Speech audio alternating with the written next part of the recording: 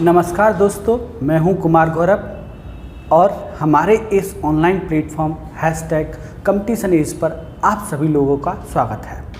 हम लोग Indian constitution भारतीय संविधान पढ़ रहे हैं और उस भारतीय संविधान में हम लोग अभी तक अपना पहला टॉपिक पढ़ रहे हैं।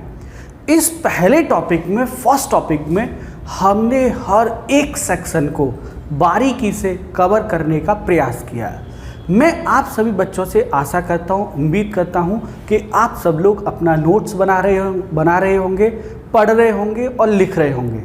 आज हम लोग एक बहुत महत्वपूर्ण टॉपिक भारत शासन अधिनियम 1935, भारत शासन अधिनियम इंडियन गवर्नमेंट एक्ट 1935 को डिस्कस करने जा रहे हैं। बेटा, जैसा कि आप लोग जानते हैं, हमारे देश के संविधान का सबसे बड़ा भाग भारतीय संविधान, जो प्रेजेंट में हम संविधान देखते हैं, उसका सबसे बड़ा हिस्सा ये भारत शासन अधिनियम 1935 है। हमारे देश के वर्तमान संविधान का 70% हिस्सा भारतीय शासन अधिनियम 1935 से लिया गया है। ये बहुत महत्वपूर्ण टॉपिक है और हम ये भी कह सकते हैं कि ये जो भारत शासन अधिनियम है, ये अंतिम और सबसे बड़ा दस्तावेज है जो कि ब्रिटेन की पार्लियामेंट के द्वारा भारतीय संविधान के विकास के लिए तैयार किया गया या पारित किया गया। मैं एक बार फिर से आपको बताना चाहूँगा, हम आज भारत शासन अधिनियम 1935 डिस्कस करने जा रहे हैं। ये एक बहुत महत्वपूर्ण टॉपिक है। वर्तमान में हमारे देश के संविधान का 70% हिस्सा, वर्तमान में जो हमारे देश का संविधान है उसका 70% हिस्सा यही भारत शासन अधिनियम 1935 से लिया गया है। ये भारत शासन अधिनियम 1935 जो है वो भारतीय संविधान के लिए ब्रिटिश संसद के द्वारा पारित किया गया, पास किया गया, तैयार किया गया अंतिम और सबसे बड़ा दस्तावेज है। तो आइए इसको स्टार्ट करते हैं। और स्टार्ट क्या करते हैं, लास्ट क्लास में अर्थात सैटरडे को आप लोगों ने ये पढ़ा था, हम लोगों ने ये डिस्कशन किया था कि भारत शासन अधिनियम 1919 आता है। बेटा, इस चीज़ को समझने के लिए हमें थोड़ा सा मॉडर्न हिस्ट्री को भी देखना पड़ेगा। मॉडर्न हिस्ट्री, आधुनिक भारत इतिहास क्या कहता है कि जब भारत परिषद अधिनियम 1919 आया, यानी मॉन्टेग्यू चेम्सफोर्ड रिफॉर्म आया, तो उसमें ये नियम था, उसमें एक आर्टिकल ये था कि इस अधिनियम को, यानी भारत शासन अधिनियम 1919 को, ये 1919 कितना सफल रहा है, इसको एग्जामिन करने के लिए, इसकी जांच करने के लिए 10 साल बाद एक आयोग भारत भेजा जाएगा। बेटा, दोबारा से सुनिएगा, जो भारत शासन अधिनियम 1919 था उसमें एक आर्टिकल, एक प्रावधान ये भी था कि ये अधिनियम कितना सफल रहा है, इसकी जांच के लिए 10 साल बाद एक आयोग भारत जाएगा। बेटा, उसी की जांच करने के लिए 3 फरवरी 1928 को साइमन कमीशन भारत आया था। और आप सब बच्चों को पता है कि साइमन कमीशन जब भारत आया था तो इसमें 7 सदस्य थे और ये सभी सदस्य जो है वो अंग्रेज थे। इसलिए साइमन कमीशन का ज़बरदस्त विरोध हुआ और साइमन कमीशन का विरोध हुआ। इसी के विरोध में भारत ने मोतीलाल नेहरू की अध्यक्षता में एक कमेटी गठित की गई। इस कमेटी ने जो अपनी रिपोर्ट प्रेजेंट की उसे नेहरू रिपोर्ट कहा जाता है। बेटा, मैं आपको ये समझाने की कोशिश कर रहा हूँ कि साइमन कमीशन ने जो अपनी रिपोर्ट दी थी, उस रिपोर्ट पर विचार विमर्श करने के लिए लंदन में प्रथम गोलमेज सम्मेलन आयोजित किया गया। जरा देखते, अब शुरुआत करते हैं। देखो, आप सब बच्चों को पता है कि भारत परिषद अधिनियम इंडियन काउंसिल एक्ट 1919 आया और जब बेटा ये भारत परिषद अधिनियम 1919 आया तो इसमें एक प्रावधान ये था कि ये एक्ट कितना सफल रहा है इस बात की जांच करने के लिए 10 साल बाद एक आयोग भारत जाएगा। बस इसी बात की जांच करने के लिए 1928 में साइमन कमीशन भारत आया। साइमन कमीशन या साइमन आयोग भारत आया। मॉडर्न हिस्ट्री में मैंने आपको बहुत अच्छे से समझाया है, हम लोगों ने बहुत अच्छे से पढ़ा है कि बेटा इस साइमन कमीशन के द्वारा जो रिपोर्ट दी गई, इन रिपोर्ट पर विचार विमर्श करने के लिए लंदन में फर्स्ट राउंड टेबल कॉन्फ्रेंस का आयोजन किया गया। प्रथम गोलमेज सम्मेलन का आयोजन किया गया।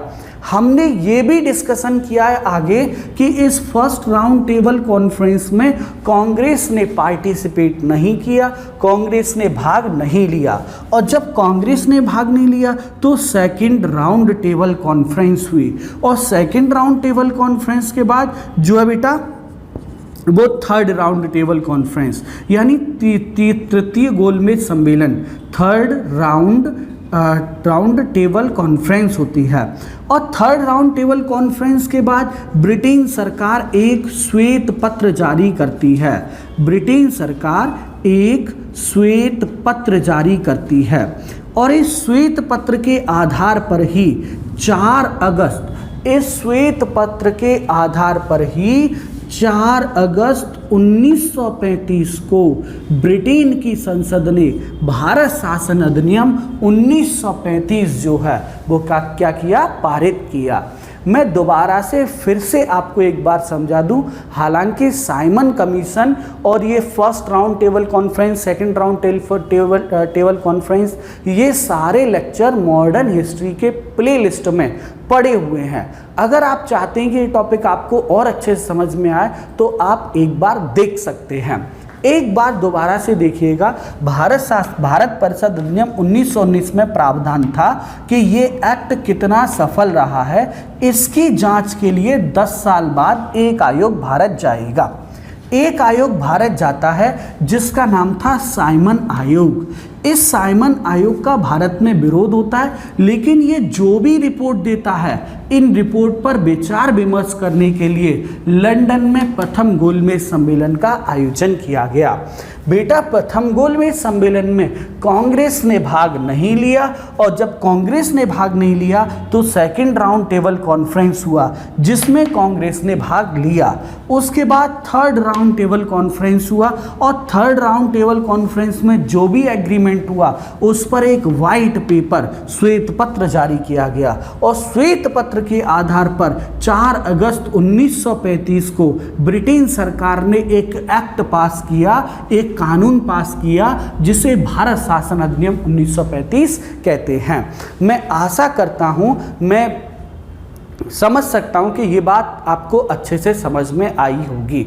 अगर बेटा आपको इसमें कहीं भी कोई भी डाउट लग रहा है तो मैं आपसे कहना चाहूँगा कि मॉडर्न हिस्ट्री में इन सारी चीज़ पर, साइमन कमीशन पे, first round table conference, second round table conference, इन सब पर बहुत शानदार लेक्चर पड़े हुए हैं। आप चाहें तो वहाँ जाके देख सकते हैं। चलिए हम लोग आगे बात बढ़ाते हैं। और बात क्या बढ़ाते हैं, जैसा कि अभी मैंने आपको बताया कि ये जो भारत शासन अधिनियम है, भारत शासन अधिनियम 1935, इंडियन गवर्नमेंट एक्ट 1935, इसे 4 अगस्त 1935 को ब्रिटेन की संसद ने या ब्रिटिश पार्लियामेंट ने जो है वो पास किया, वो पारित किया। बेटा इसमें आप भरोसा नहीं मानेंगे, इसमें 321 अनुच्छेद, इतने इसमें आर्टिकल थे, 321, 321 अनुच्छेद थे। बेटा 10 अनुसूचियां थी। आज हमारे देश के संविधान में कितनी अनुसूचियां हैं? 12। और इसमें कितनी थी? इसमें 10 अनुसूचियां थी। और बेटा इसके साथ साथ इसमें 14 भाग थे, यानी ये लगभग एक संविधान था। भारत शासन अधिनियम 1935 जो ब्रिटेन की सरकार ने 4 अगस्त 1935 को पास किया था, बेटा इसमें 14 भाग थे, 10 अनुसूचियां थी और 321 अनुच्छेद थे। और यही बेटा ये जो भारत शासन अधिनियम है 1935 वाला है, ये अंतिम या लास्ट दस्तावेज था जो कि ब्रिटेन पार्लियामेंट के द्वारा भारतीय शासन के लिए या भारत शासन के लिए पास किया गया था। इतनी बात क्लियर हो गई। मैं एक बार में फिर से आपको समझा दूं, कहानी कहाँ से शुरू होती है? भारत परिषद अधिनियम 1919 से। उसकी जांच के लिए भारत में साइमन कमीशन आता है, फिर first round table conference, second round table conference, third round table conference, और थर्ड राउंड टेबल कॉन्फ्रेंस के बाद एक वाइट पेपर इशू होता है और उसके बाद भारत शासन अधिनियम 1935 4 अगस्त 1935 को पास हो जाता है। इसमें बेटा 321 अनुच्छेद थे, 10 अनुसूचियां थी और 14 भाग थे। ये अंतिम दस्तावेज था जो भारतीय शासन के लिए ब्रिटेन के पार्लियामेंट के द्वारा बड़े लेवल पर पास किया गया था। अब इसमें प्रावधान क्या क्या थे? इसमें कौन कौन से प्रावधान किए गए थे, कौन कौन सी चीज़ों को रखा गया था? तो पहली चीज़ मैं आपको बताना चाहूँगा, इस भारत शासन अधिनियम 1935 के द्वारा पहली चीज़ first of all Akhil Bharatiya संघ की स्थापना पहली चीज़ बेटा बहुत इंपॉर्टेंट है। जैसे आज हमारे देश के संविधान का अनुच्छेद फर्स्ट, मैं भी चाहूँगा हमारे देश के संविधान का अनुच्छेद फर्स्ट क्या कहता है? इंडिया अर्थात भारत राज्यों का एक संघ होगा। बेटा सेम ऐसे ही भारत शासन अधिनियम 1935 में ये प्रावधान था कि अखिल भारतीय संघ की स्थापना की जाएगी। और बेटा इस अखिल भारतीय संघ में 11 राज्य होंगे। कौन से राज्य होंगे? ब्रिटिश राज्य होंगे। ब्रिटिश राज्य कौन से थे? जिन पर अंग्रेजों का कब्जा था, जैसे मध्य प्रांत हो गया, उत्तर प्रांत अपना उत्तर प्रदेश हो गया, यूनाइटेड प्रोविजन यानी संयुक्त प्रांत, और जैसे कौन सा हो गया आपका नॉर्थ वेस्ट फ्रंटियर स्टेट हो गया, असम हो गया, बंगाल हो गया, मद्रास हो गया। इस तरह के 11 राज्य होंगे अखिल भारतीय संघ में। दूसरा 6 कमिश्नरी क्षेत्र। अब ये कमिश्नरी क्षेत्र क्या है? तो कमिश्नरी क्षेत्र का मतलब है बेटा कमिश्नरी क्षेत्र का मतलब है बेटा जो है जैसे आजकल यूनियन टेरिटरीज होती हैं, सेम ऐसे ही भारत में 6 अखिल भारतीय संघ में 11 राज्य होंगे, 6 कमिश्नरी क्षेत्र होंगे और देसी रियासत कौन सी? ऐसी देसी रियासत जो स्वेच्छा से भारत में मिलना चाहती हैं, वो भारत संघ का हिस्सा होंगी। दोबारा से सुनो, भारत शासन अधिनियम 1935 में पहला प्रावधान था कि अखिल भारतीय संघ की स्थापना की जाएगी। इस संघ में 11 ब्रिटिश राज्यों को रखा जाएगा, 6 चीफ कमिश्नर क्षेत्र को रखा जाएगा और ऐसी देसी रियासतों को रखा जाएगा जो स्वेच्छा से भारत में मिलना चाहते हैं।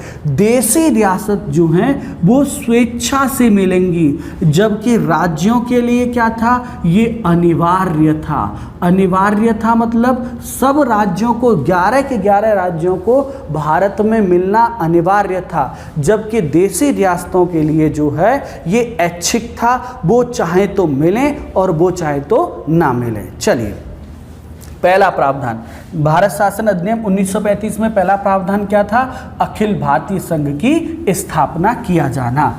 और इसमें 11 राज्य, 6 चीफ कमिश्नर क्षेत्र। चीफ कमिश्नर क्षेत्र मतलब जैसे आजकल हम यूनियन टेरिटरी मतलब केंद्र शासित प्रदेश बोलते हैं, सेम वही था। और ऐसी देशी रियासतों को भारत संघ में रखा जाएगा जो कि भारत में मिलना चाहते हैं, पहला पॉइंट। दूसरा बेटा बहुत ही महत्वपूर्ण, दूसरा बेटा केंद्र में द्वैध शासन का लागू हो जाना। केंद्र में द्वैध शासन का आना। ये क्या था केंद्र में द्वैध शासन? देखो बहुत सारे बच्चे इस द्वैध शासन पर क्वेश्चन पूछते हैं। इसे डबल गवर्नमेंट के नाम से भी जाना जाता है। मैं द्वैध शासन पर पहले आज वाला काम बता देता हूँ, फिर हम लोग डिस्कस करेंगे आगे क्या होता है। पहली चीज तो केंद्र में द्वैध शासन, आप सब बच्चों को पता है कि भारत परिषद अधिनियम इंडियन काउंसिल एक्ट 1919 के द्वारा राज्यों में द्वैध शासन लागू किया गया था। राज्यों में द्वैध शासन मतलब कुछ विभाग ऐसे थे जो आरक्षित कर दिए गए। किसके लिए ये आरक्षित कर दिए गए थे बेटा? अंग्रेजों के लिए, जिन पर सिर्फ अंग्रेजों का अधिकार होगा। और कुछ ऐसे कार्य थे जिनको ट्रांसफरेबल मतलब हस्तांतरित बोला जाता है, और ये किसके लिए थे? ये भारतीयों के लिए थे।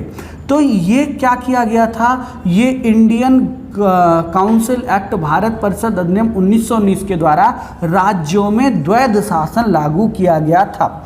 लेकिन भारत शासन अधिनियम 1935 के द्वारा जो राज्यों में द्वैध शासन लागू किया गया था उसे समाप्त कर दिया गया। बेटा भारत शासन अधिनियम 1935 के द्वारा राज्यों में लागू किए गए द्वैध शासन को समाप्त कर दिया गया और इसे केंद्र में लागू कर दिया गया। केंद्र में लागू कर दिया गया मतलब जैसे राज्यों का बटा हुआ था, जैसे हम देखते हैं ये केंद्र का प्रशासन है और केंद्र के प्रशासन को 2 भागों में बांटा गया था। यानी एक ऐसे विषय जो आरक्षित थे, आरक्षित मतलब रिजर्व थे। किसके लिए रिजर्व थे? ये रिजर्व थे बेटा गवर्नर जनरल या वाइसराय कह लें तो ज़्यादा बेहतर रहेगा। गवर्नर जनरल या वाइसराय कह लें, ये रिजर्व था वाइसराय और उसकी कार्यकारिणी के लिए। वाइसराय और उसकी कार्यकारिणी के लिए कुछ विभाग रिजर्व थे, जैसे विदेश मंत्रालय, जैसे बेटा केंद्र का वित्त मंत्रालय, जैसे बेटा केंद्र का रक्षा मंत्रालय, जैसे बेटा केंद्र का गृह मंत्रालय। ये सब आरक्षित विषय थे और इन पर शासन करने की जिम्मेदारी वाइसराय और उसकी कार्यकारिणी परिषद की थी। वाइसराय और उसकी कार्यकारिणी परिषद क्या करती थी? इन आरक्षित विषयों पर शासन करती थी। और यदि इसमें कोई दिक्कत होती थी, इसमें कोई गड़बड़ होती थी, इसमें कोई गलती होती थी, तो ये जवाबदेह था, रिस्पॉन्सिबल था किसके प्रति? भारत मंत्री के प्रति। इंडियन सेक्रेटरी के लिए ये रिस्पॉन्सिबल था। और इंडियन सेक्रेटरी जो है वो ब्रिटिश पार्लियामेंट यानी भारत की ब्रिटिश संसद के प्रति रिस्पॉन्सिबल था। दोबारा से सुनिएगा, केंद्र में द्वैध शासन। भारत शासन अधिनियम 1935 की दूसरी सबसे बड़ी विशेषता ये है कि इसके द्वारा राज्यों में लागू किए गए द्वैध शासन को समाप्त कर दिया गया। इसे केंद्र में लागू कर दिया गया और केंद्र में भी 2 भागों में बांटा गया, पहले आरक्षित विषय और दूसरे हस्तांतरित विषय। हस्तांतरित विषय। अब जो ये आरक्षित, जो आरक्षित विषय थे उसमें शासन वाइसराय और उसकी कार्यकारिणी उन पर नियम बनाती थी और इसके लिए ये भारत मंत्री को जवाब देते थे। कुछ भी गड़बड़ होता था तो भारत मंत्री को इन्हें जवाब देना पड़ता था और भारत मंत्री ब्रिटिश पार्लियामेंट में इस बात का जवाब देता था। जबकि हस्तांतरित वाले टॉपिक पे यहाँ क्या होता था, यहाँ वाइसराय जो है वो मंत्री परिषद के द्वारा कंट्रोल करता था। और मंत्री परिषद में कौन होता था, तो मंत्री परिषद में भारत के नेता ही होते थे और इन विषयों पर कोई गड़बड़ होती थी तो ये केंद्रीय विधानमंडल, बेटा केंद्रीय विधानमंडल, मैंने अभी आपको कल वाली क्लास में ही बताया था कि केंद्रीय विधानमंडल हमारे देश में भारत परिषद अधिनियम 1919 के द्वारा केंद्रीय विधानमंडल को द्विसदनात्मक बना दिया गया।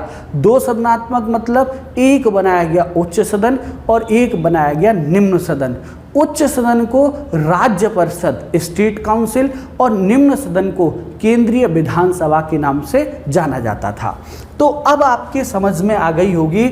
और हमें कौन कौन से डिपार्टमेंट दिए गए, हमें दिया गया था श्रम, हमें दिया गया था कौन सा, शिक्षा, हमें कौन सा दिया गया था, रेलवे, हमें कौन सा दिया गया था, स्वास्थ्य। तो बेटा मैं आपको ये समझाने की कोशिश कर रहा हूँ कि भारत शासन अधिनियम 1935 की दूसरी बड़ी विशेषता ये थी कि इसके द्वारा राज्यों में लागू द्वैध शासन को समाप्त कर दिया गया और केंद्र में द्वैध शासन लगा दिया गया, यानी शक्तियों को दो भागों में बांट दिया गया। पहला, कुछ विषय आरक्षित थे जैसे विदेश विभाग, वित्त विभाग, रक्षा विभाग, गृह विभाग। इन पर शासन वाइसराय अपनी कार्यकारिणी के साथ करता था और अगर ये कुछ गड़बड़ करता है तो इसे भारत मंत्री को जवाब देना पड़ता था और भारत मंत्री ब्रिटिश पार्लियामेंट को जवाब देता था। जबकि हस्तांतरित विषय कौन से होते थे, श्रम होता था, शिक्षा होता था, रेलवे होता था, स्वास्थ्य होता था और ये भारत के लोगों के पास था। इसमें वाइसराय और मंत्री परिषद में भारत के लोग शामिल होते थे, ये लोग कार्य करते थे और इसमें जो है अगर कोई गलती होती थी तो ये केंद्रीय विधानमंडल के प्रति जवाबदेह थे। तो हमने अब तक भारत शासन अधिनियम में दो विशेषताओं को पढ़ा। पहली विशेषता ये पढ़ी कि इसके द्वारा भारत शासन अधिनियम 1935 के द्वारा एक अखिल भारतीय संघ की स्थापना की गई जिसमें राज्य और चीफ कमिश्नर क्षेत्र और देसी रियासत को मिलाया गया। दूसरी विशेषता क्या थी, दूसरी विशेषता थी राज्यों में लागू द्वैध शासन को समाप्त करके केंद्र में लागू कर दिया गया। आपके दिमाग में 100% ऐसा क्वेश्चन आ रहा होगा कि सर जब राज्यों में द्वैध शासन को लागू कर दिया गया तो फिर केंद्र में द्वैध शासन को लागू कर दिया गया तो फिर राज्यों का क्या हुआ। तो बेटा देखिए, इस भारत शासन अधिनियम 1935 के द्वारा राज्यों को पूर्ण रूप से स्वराज्य प्रदान किया गया। स्वराज्य मतलब अब बेटा जैसे वर्तमान में हम देखें, जैसे आधुनिक हम देखें तो सुनिएगा, देखिए ये तीसरी बात तो हम लोग पढ़ ही रहे हैं लेकिन मैं आपको अलग से कुछ बताना चाहता हूँ। जैसे आज हमारे देश के संविधान की अनुसूची शेड्यूल नंबर 7 क्या करता है, वो शक्तियों का विभाजन करता है। शक्तियों का विभाजन करता मतलब कुछ शक्तियाँ केंद्र को देता है, कुछ शक्तियाँ राज्य को देता है और कुछ शक्तियाँ दोनों को देता है। सेम ऐसे ही शेड्यूल नंबर 7 के जैसे ही इसमें भी एक केंद्र सूची थी, एक राज्य सूची थी और एक समवर्ती सूची थी। ये 3 शेड्यूल थे। बेटा जो केंद्र सूची थी यानी जो सेंट्रल लिस्ट थी उसमें 59 विषय थे। जो राज्य सूची थी उसमें 54 विषय थे और जो समवर्ती सूची थी उसमें 36 यानी 36 विषय थे। 59, 54 और 36, ये इस तरह से केंद्र सूची में 59 सब्जेक्ट, राज्य सूची में 54 सब्जेक्ट और समवर्ती सूची में 36 सब्जेक्ट, ये इस तरह की व्यवस्था थी। अब होता क्या, हम पढ़ रहे थे राज्यों को पूर्ण रूप से स्वराज्य प्रदान कर दिया गया। मतलब राज्यों को जो 54 सब्जेक्ट राज्य के थे उन पर राज्य ही कानून बनाएंगे। द्वैध शासन के द्वारा 54 विषयों में कुछ विषय अंग्रेजों के पास थे और कुछ विषय भारत के लोगों को दिए गए थे, लेकिन भारत शासन अधिनियम 1935 के द्वारा राज्य के जो 54 विषय थे वो सारे के सारे भारतीयों को दे दिए गए। बेटा मैं आशा करता हूँ आपको ये वाली बात समझ में आई होगी। दोबारा से एक बार बता दूं, भारत शासन अधिनियम 1935 की तीसरी बड़ी विशेषता ये थी कि राज्यों को पूर्ण रूप से स्वराज्य प्रदान कर दिया गया। बेटा इसमें एक और बात थी भारत शासन अधिनियम 1935 में कि इसके द्वारा केंद्र सरकार को 59 सब्जेक्ट, राज्य सरकार को 54 सब्जेक्ट और समवर्ती सूची में 36 सब्जेक्ट दिए गए। यानी 59 विषयों पर सिर्फ केंद्र ही कानून बना सकता था, 54 सब्जेक्ट पर राज्य सरकार ही कानून बना सकती थी और 36 विषयों पर दोनों मिलकर के कानून बना सकते थे। पहले ये था भारत परिषद अधिनियम 1919 के द्वारा ये था कि 54 विषयों में से कुछ विषय अंग्रेजों को और कुछ भारतीयों को दिए गए थे, लेकिन भारत शासन अधिनियम 1935 के द्वारा पूरे के पूरे सब्जेक्ट जो है वो किसको दे दिए गए, भारतीयों को दे दिए गए। तो अब तक हमने भारत शासन अधिनियम के 4 प्रावधानों को पढ़ा। 4 प्रावधान में कौन कौन से? पहला प्रावधान था कि अखिल भारतीय संघ की स्थापना की जाएगी। दूसरा प्रावधान था कि केंद्र में द्वैध शासन लागू किया जाएगा। तीसरा प्रावधान है कि राज्यों में से द्वैध शासन को समाप्त किया जाता है, अब 54 के 54 विषयों पर भारतीय कानून बनाएंगे। और चौथा प्रावधान ये है कि इसमें शक्तियों का बंटवारा किया गया था, यानी केंद्र में 59 सब्जेक्ट, राज्य में 54 सब्जेक्ट और समवर्ती में 36 सब्जेक्ट को रखा गया था। मैं आशा करता हूं आपको इतनी बात समझ में आ गई होगी। चलिए इसका अगला प्रावधान देखते हैं। और अगला प्रावधान क्या बेटा? इस भारत शासन अधिनियम 1935 के द्वारा देखिए हमारे देश में आजकल हम देखते हैं एक सुप्रीम कोर्ट है, सुप्रीम कोर्ट सर्वोच्च न्यायालय। अनुच्छेद 130 बेटा बहुत शानदार है। हमारे देश के संविधान का अनुच्छेद 130 ये कहता है कि सर्वोच्च न्यायालय दिल्ली में स्थित होंगे। बेटा इतना महत्वपूर्ण क्वेश्चन है, कई बार आप लोग सोचते होंगे कि इसके लिए भी एक आर्टिकल डाला गया है। हाँ, संविधान में इसके लिए भी एक आर्टिकल डाला गया, वो आगे की बात है, हम जब पढ़ेंगे सर्वोच्च न्यायालय को तब डिस्कस करेंगे। बट भारत शासन अधिनियम 1935 का जो 5वां प्रावधान था, इसके द्वारा बेटा एक संघीय न्यायालय की स्थापना की गई। बेटा इस संघीय न्यायालय की स्थापना दिल्ली में की गई और इस फेडरल कोर्ट में, मैं इंग्लिश में बता दूं, इसे फेडरल कोर्ट कहते हैं। पहली चीज़ दिल्ली में स्थापना की गई। दूसरी चीज़ इसमें एक होते थे चीफ जस्टिस यानी मुख्य न्यायाधीश तथा जो है 7 अन्य न्यायाधीश होते थे, अन्य न्यायाधीश होते थे इसमें। और जो इसके पहले मुख्य न्यायाधीश थे उनका नाम था मोरिस गोयर। मॉरिस गोयर जो हैं वो इसके पहले मुख्य न्यायाधीश थे। भारत शासन अधिनियम 1935 के द्वारा एक फेडरल कोर्ट की स्थापना की गई जो दिल्ली में स्थित था। इसमें एक मुख्य न्यायाधीश तथा 7 अन्य न्यायाधीश होते थे और मॉरिस गोयर ये इसके पहले मुख्य न्यायाधीश थे, पहले चीफ जस्टिस थे। एक चीज़ मैं आपको बताना चाहूँगा, जैसे डिस्ट्रिक्ट कोर्ट कोई डिसीजन देता है तो हम उसके अगेंस्ट हाई कोर्ट जा सकते हैं, हाई कोर्ट कोई डिसीजन देता है तो हम सुप्रीम कोर्ट जा सकते हैं। सेम ऐसे ही ये फेडरल कोर्ट कोई डिसीजन देता है, ये संघीय न्यायालय कोई निर्णय देता है और इस निर्णय में कोई आपत्ति है तो कोई भी व्यक्ति इसके निर्णय के खिलाफ प्रीवी काउंसिल क्या था? प्रीवी काउंसिल जो है वो ब्रिटेन का एक इससे भी उच्च न्यायालय था, इससे भी सीनियर न्यायालय था, तो वहाँ जाके इसकी सुनवाई कर सकता था। प्रीवी काउंसिल में इसके अगेंस्ट केस कर सकता था संघीय न्यायालय में। और संघीय न्यायालय में एक और महत्वपूर्ण चीज़ है और वो है आपका 1 अक्टूबर 1937 से इस संघीय न्यायालय ने कार्य करना प्रारंभ किया। एक बार मैं फिर बता दूं आपको, भारत शासन अधिनियम 1935 जो 4 अगस्त 1935 को ब्रिटेन सरकार ने पास किया, इसमें हमने कौन कौन से प्रावधान देखे? पहला, अखिल भारतीय संघ की स्थापना की गई। दूसरा, केंद्र में द्वैध शासन लागू किया गया।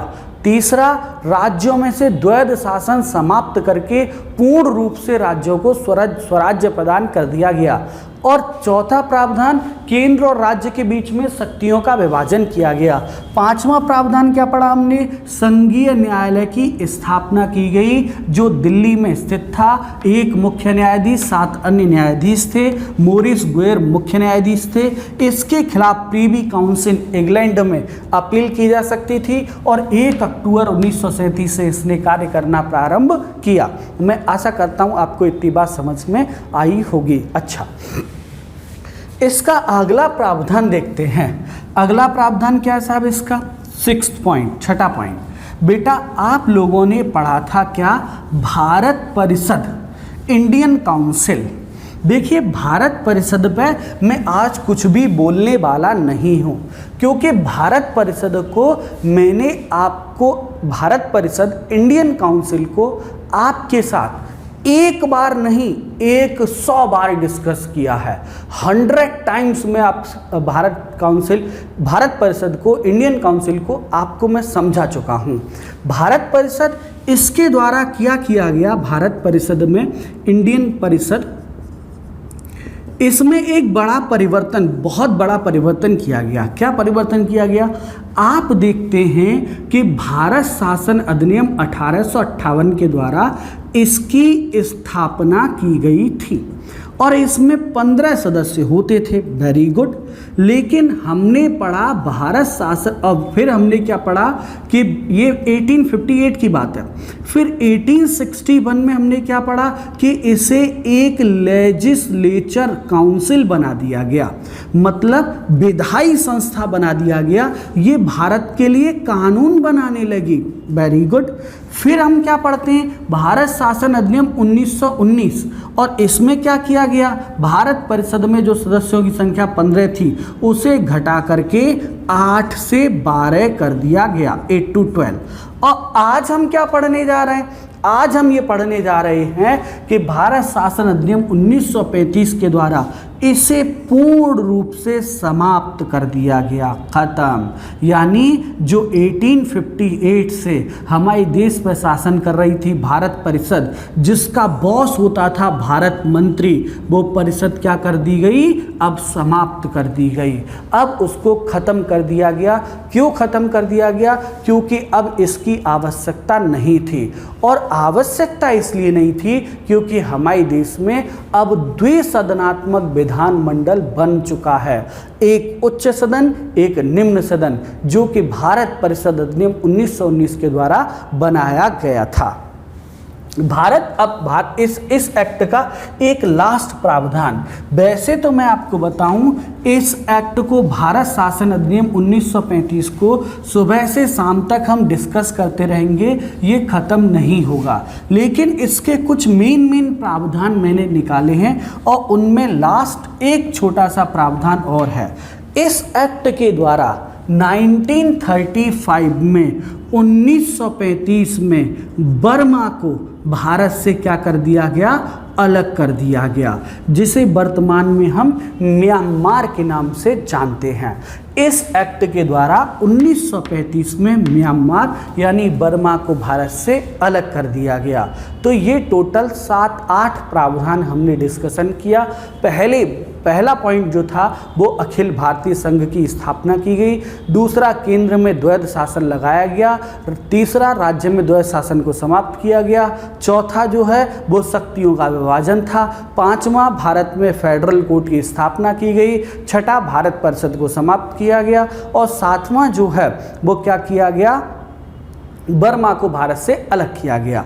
तो ये इसका आखिरी प्रावधान था। अब इस प्रावधान के बाद हमें फिर मॉडर्न हिस्ट्री पकड़नी पड़ेगी और मॉडर्न हिस्ट्री क्या पकड़नी पड़ेगी, 1935 में ये एक्ट भारत में आता है और इसके द्वारा 1937 में भारत के 11 राज्यों में चुनाव कराया गया। इस पर भी मॉडर्न हिस्ट्री में एक स्पेशल वीडियो है जिसका नाम ही है 1937 का चुनाव, 1937 का चुनाव, इस वीडियो का नाम ही है। यहाँ चुनाव होता है और 8 राज्यों में कांग्रेस की सरकार बनती है। कब, 1937 में, जुलाई 1937 में ये 8 राज्यों में कांग्रेस की सरकार शपथ ग्रहण करती है। सब कुछ बढ़िया चलने लगा प्रभु के आशीर्वाद से, और जब सब कुछ बढ़िया चल रहा था तो 1938 आता है और उसके बाद 1939 आता है। और आप सब बच्चे जानते हैं कि 1939 में सेकेंड वर्ल्ड वॉर स्टार्ट होता है और जब सेकेंड वर्ल्ड वॉर स्टार्ट हुआ तो बेटा ब्रिटेन सरकार ने, हमारे देश के वाइसराय लॉर्ड लिनलिथगो ने भारत के लोगों से कोई विचार विमर्श नहीं किया। हमारे देश में 8 मुख्यमंत्री थे उस समय, हमारे देश में भीमराव अंबेडकर थे, हमारे देश में मोहम्मद अली जिन्ना थे, लेकिन अंग्रेजों ने किसी से डिस्कशन नहीं किया। अंग्रेजों ने बिना भारतीय नेताओं से पूछे भारत को सेकेंड वर्ल्ड वॉर में अपना सहयोगी घोषित किया। इसके विरोध में इन सरकारों ने अपने पद से इस्तीफा दिया और भारत के लोगों को मनाने के लिए, आप सबको पता है 8 अगस्त 1940 को अगस्त ऑफर, हम लोगों ने बड़ी लेवल पे अगस्त ऑफर को पढ़ा है। अगस्त ऑफर, अगस्त प्रस्ताव आता है जो कि वाइसराय लॉर्ड लिनलिथगो लेके आता है और वो ये कहता है कि भारत में संविधान सभा बनाई जाएगी। ये पहली बार हुआ था जब अंग्रेजों ने स्वीकार किया कि भारत के लोगों के लिए संविधान सभा होनी चाहिए। लेकिन जब अगस्त ऑफर का भी भारत में विरोध हुआ तब उसके बाद 1942 में हम लोगों ने पढ़ रखा है कि क्रिप्स मिशन आता है और क्रिप्स मिशन, जितना क्रिप्स मिशन बोल रहा था वो हर बात में कह रहा था कि जो भी भारत में होगा वो सेकेंड वर्ल्ड वॉर के बाद होगा, सेकेंड वर्ल्ड वॉर के बाद होगा। इसीलिए गांधी जी ने इस क्रिप्स मिशन को पोस्ट डेटेड चेक बताया था। उसके बाद बेबल प्लान आया था और बेबल प्लान के बाद बेटा शिमला सम्मेलन हुआ था 1944 में 14 जुलाई 1944 को, और उसके बाद 1945 में कैबिनेट मिशन आता है। और अपनी अगली क्लास में मैं कैबिनेट मिशन से स्टार्ट करूंगा और आपके साथ संविधान सभा को डिस्कस करूंगा। तब तक मैं चाहता हूं कि आप मॉडर्न हिस्ट्री के ये जो 2-4 टॉपिक हैं इनको रफली देख लीजिए ताकि आपको और ज़्यादा चीज़ें समझ में आएँ। हालांकि मैं आपको बताऊं, अगर आप नोट्स बना रहे हैं तो नोट्स बनाते समय भारत शासन अधिनियम 1935 के बाद आप इसमें अगस्त ऑफर डालिए, अगस्त ऑफर के बाद क्रिप्स मिशन डालिए और क्रिप्स मिशन के बाद इसमें आप जो है वो बेबल प्लान डालिए और बेबल प्लान के बाद कैबिनेट मिशन से हम लोग फिर से स्टार्ट करेंगे। तो मैं आशा करता हूँ आज आपको बहुत कुछ सीखने और समझने को मिला होगा। इसके साथ ही मैं आज की क्लास यहीं समाप्त करता हूँ। Thank you so much.